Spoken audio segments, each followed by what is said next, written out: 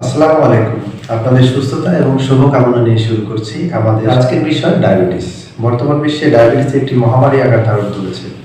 একটু খেয়াল করলেই আপনি দেখতে পারবেন আপনার পাড়া প্রতিবেশী, আত্মীয়-স্বজনদের মধ্যে এমন একটি পরিবার খুঁজে পাওয়া কষ্ট, যে পরিবারে কোনো ডায়াবেটিস রোগে আক্রান্ত রোগী নেই। ইন্টারন্যাশনাল ডায়াবেটিক ফাউন্ডেশন এর মতে সারা বিশ্বে বর্তমানে ৪৬.৩ কোটি মানুষ ডায়াবেটিস রোগে আক্রান্ত এবং ১৫ কোটি মানুষ আক্রান্ত হওয়ার আশঙ্কায় রয়েছে।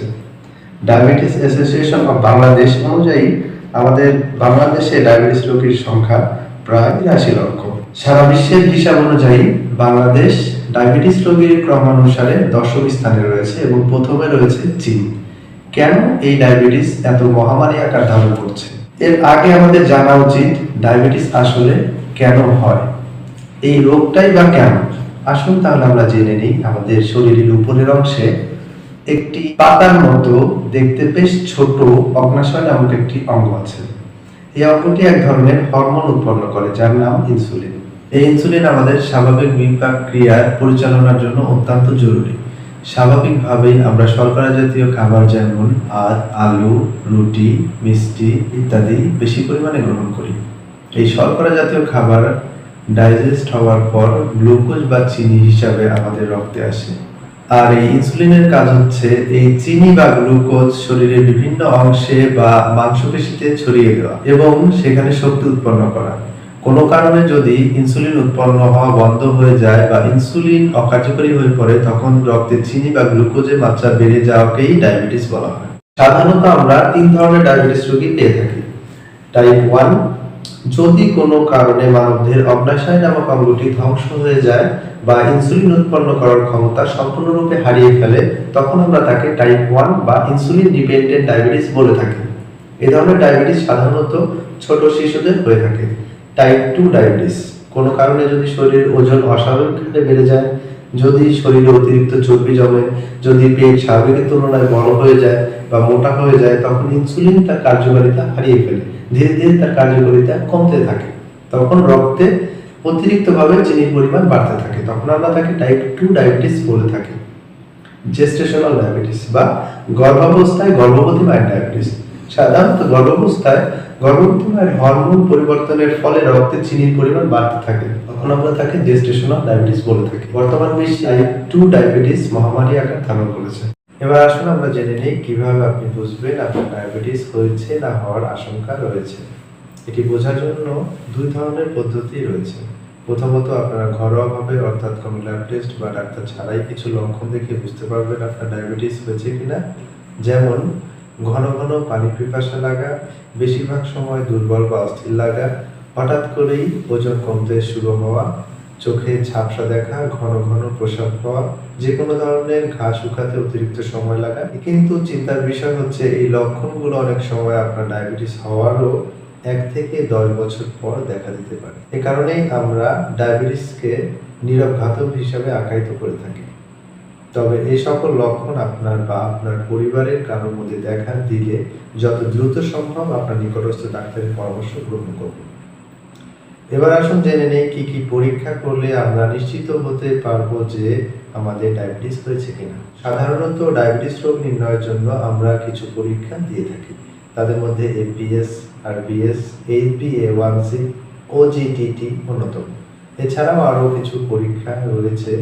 তবে যে কোনো পরীক্ষা করার পূর্বে আপনি অবশ্যই আপনার নিকটস্থ ডাক্তারের পরামর্শ নিয়েই তারপর সেই পরামর্শ অনুযায়ী পরীক্ষা করাবেন। তবে অতিরিক্ত ওজন আছে এমন প্রত্যেকেরই কমপক্ষে 1 থেকে 3 বছর অন্তর অন্তর ডায়াবেটিস পরীক্ষা করা উচিত। ডায়াবেটিস পরীক্ষার ফলাফলকে আমরা 3টি স্তরে ভাগ করতে পারি: নরমাল, প্রি ডায়াবেটিস এবং ডায়াবেটিস। নরমাল ধাপ খাওয়ার আগে 4.2 থেকে 6 এবং খাওয়ার পর 6.0 থেকে 7.7। প্রি ডায়াবেটিস খাওয়ার আগে 6.1 থেকে 7 এবং খাওয়ার পরে 7.8 থেকে 11। ডায়াবেটিস খাওয়ার আগে 7 বা তার বেশি, খাওয়ার পর 11.1 বা তার বেশি।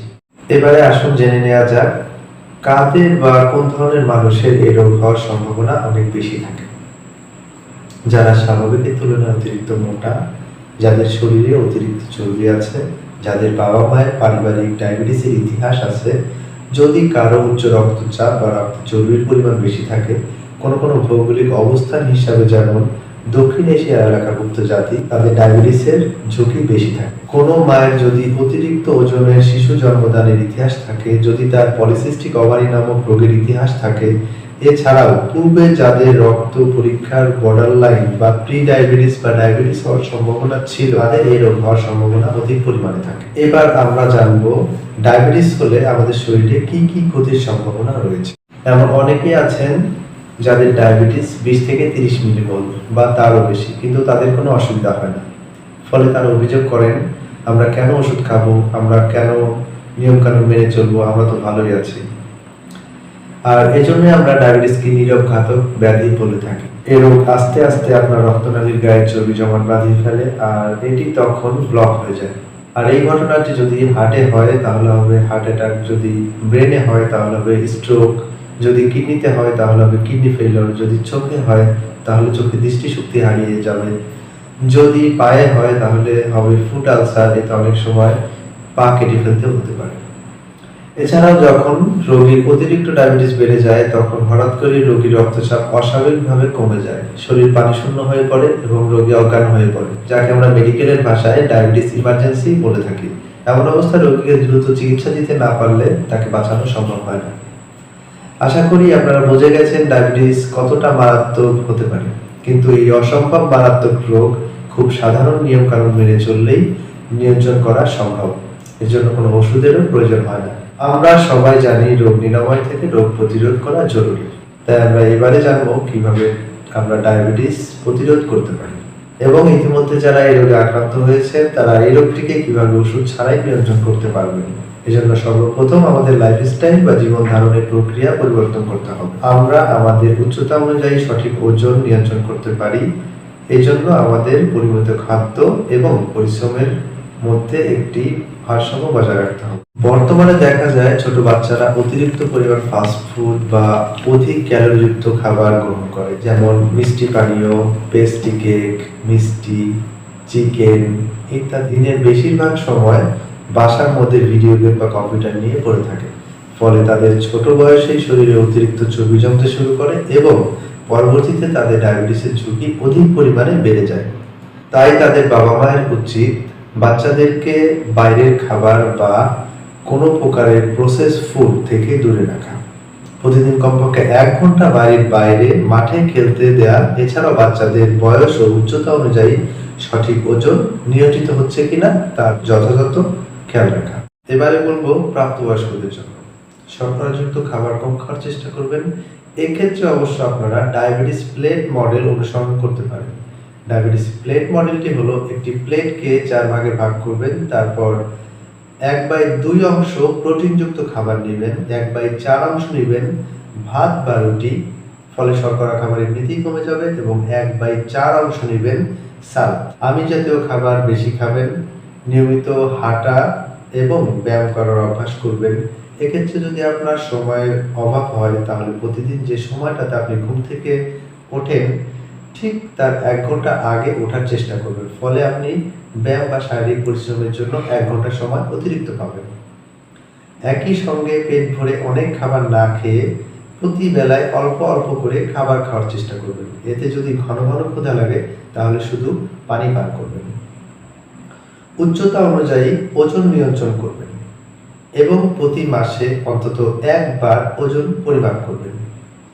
অপ্রয়োজনীয় মুখরোচক ফাস্ট ফুড যেমন কোক, মিষ্টি, burger, chicken patties, cake, juice ইত্যাদি যতটা সম্ভব বাদ দেওয়ার চেষ্টা করবেন। অতিরিক্ত মশলা জাতীয় খাবার বর্জন করবেন। রাতে খাবার গ্রহণের কমপক্ষে 3 ঘন্টা পর ঘুমাতে যাওয়ার চেষ্টা করবেন। সর্বোপরি ইনপুট আউটপুট রেশিও, অর্থাৎ আমরা প্রতিনিয়ত যে পরিমাণ খাদ্য গ্রহণ করছি এবং তা থেকে যে পরিমাণ শক্তি অর্জন করছি, অনুরূপভাবে প্রতিনিয়ত আমরা যে পরিমাণ শক্তি ব্যয় করছি সেটির অনুপাত কেমন হচ্ছে। যদি অর্জনের থেকে ব্যয় বেশি হয় তাহলে ওজন কমতে থাকবে, অপরদিকে যদি ব্যয়ের থেকে অর্জন বেশি হয় তাহলে ওজন বাড়তে থাকবে। এটি মূলত ক্যালোরি খাবার গ্রহণ করছেন এবং কত ক্যালোরি শক্তি ব্যয় করছেন তার অনুপাত। এ বিষয়ে বিস্তারিত জানতে চাইলে আমাদের কমেন্ট বক্সে কমেন্ট করতে পারেন। ইনপুট আউটপুট রেশিও নিয়ে আমরা পরবর্তীতে অন্য ভিডিও করার চেষ্টা করব। সবসময় একটি কথা খুব ভালোভাবে মনে রাখবেন, আপনার সবচেয়ে বড় ডাক্তার আপনি নিজে। আপনি নিজেই পারেন সবথেকে ভালোভাবে নিজের খেয়াল রাখতে। আপনি যখন প্রতিদিন কোক, বার্গার বা অন্য কোনো ফাস্টফুড জাতীয় বা আপনার শরীরে ক্ষতি হবে বা আপনার প্রয়োজন না, অহেতুক আপনার ভালো লাগার কারণে আপনার শরীরে ক্ষতি হবে জেনেও আপনি খাচ্ছেন, তখন কিন্তু কোনো ডাক্তার এসে আপনাকে সেটা নিষেধ করবে না। সেটি বন্ধ করতে পারেন কেবলমাত্র আপনি নিজে। তাই আজ থেকে নিজের দায়িত্ব নিজে নিন, নিজেকে ভালো রাখুন, অন্যকে ভালো থাকার পরামর্শ দিন। Stay happy and stay healthy.